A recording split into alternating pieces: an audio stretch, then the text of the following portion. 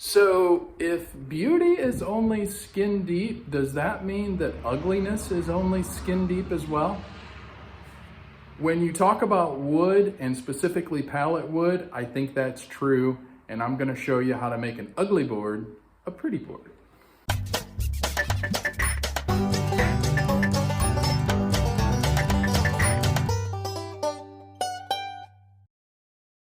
Today we're working on our focal wall on the back of the build, and we're running pallet wood through a planer. Starting out, it looks like this. We're planing one side down to get a nice looking finished wood. Some of it's oak, some of it's pine.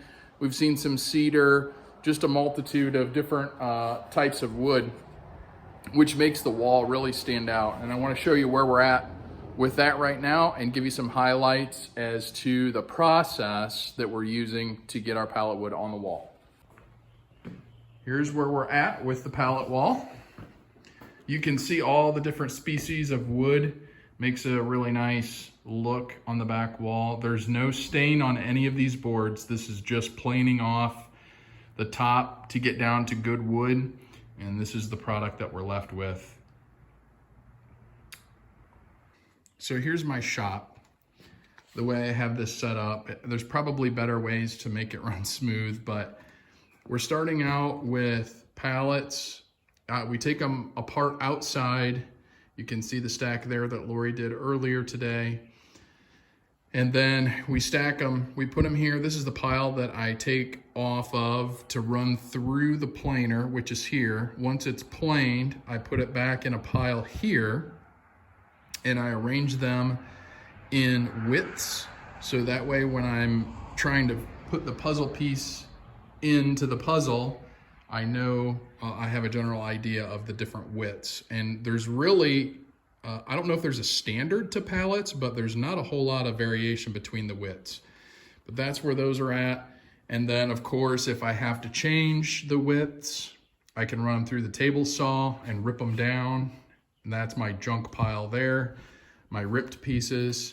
Those are the pieces that were just unsalvageable, which out of all the pallets, really not that many. You can really make work out of the planer, make that work and salvage a lot of the boards.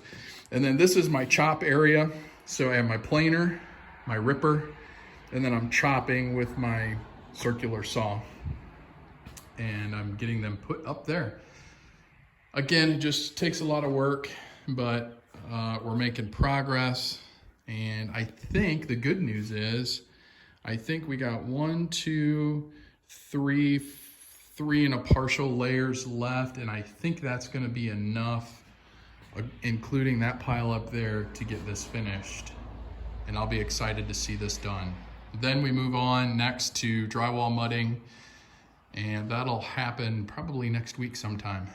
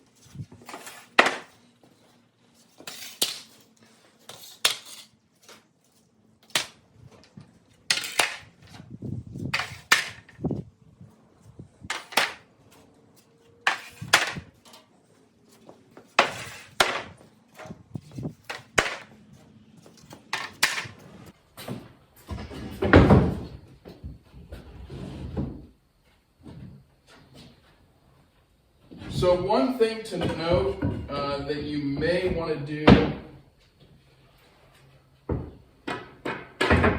if you are doing this, if you're doing this on a wall that has maybe drywall on it or some other kind of backing, you may want to put some black, either paint it black or put some black paper behind it.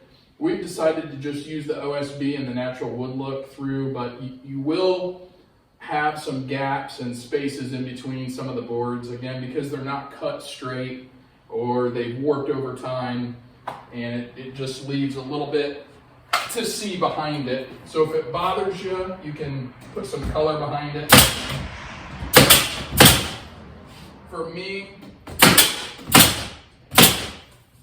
seeing the wood behind the wood is okay. I'm overcoming my OCD and just leaving it go and understanding that there will be some gaps. And sometimes the boards, now this board doesn't really fit here. Sometimes if you have a really big gap, if you just flip the boards around, sometimes it works. This one, not so much, but what I can do is shave that off just a little bit.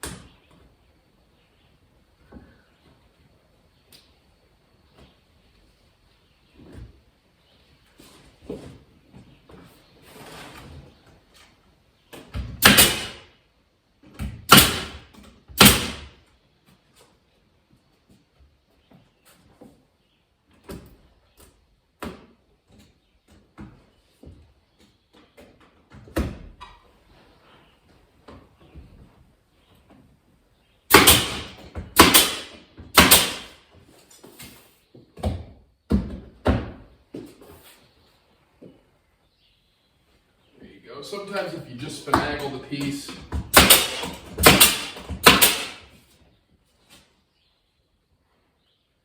it'll work.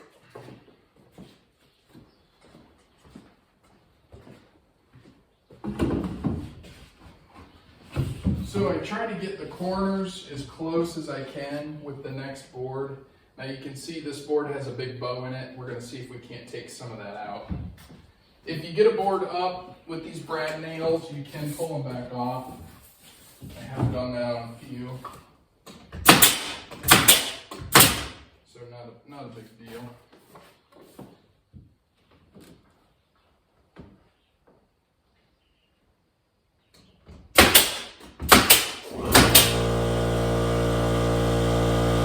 I got rid of the gap.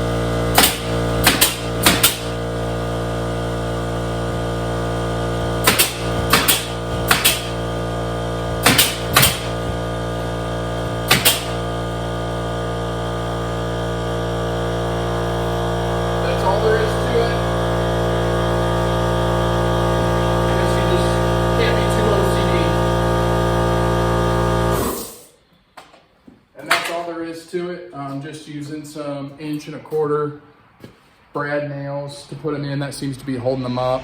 If you get one up that you don't like, you can pry it back off with relative ease, but I think this gives it a nice look just with the different width of boards. What probably would have worked quicker is if we would have planed them and then run them all through the table saw and cut them all the same width.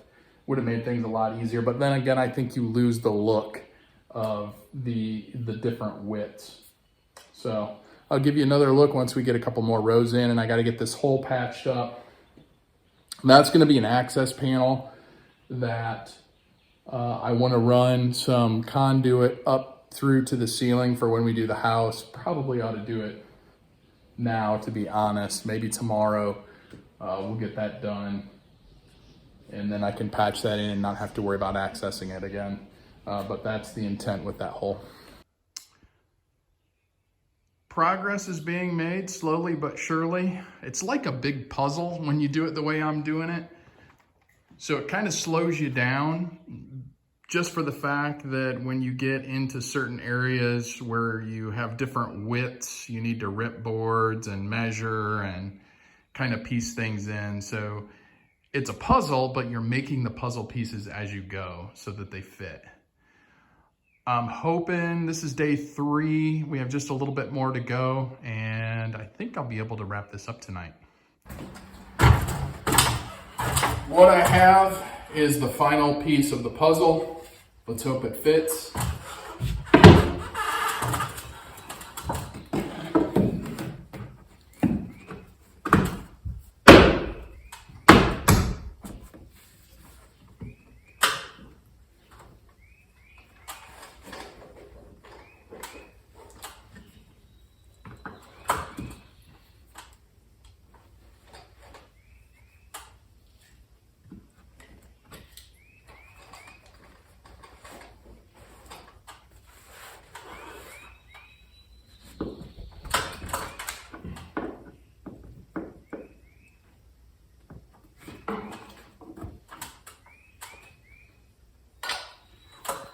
And I think it's good enough.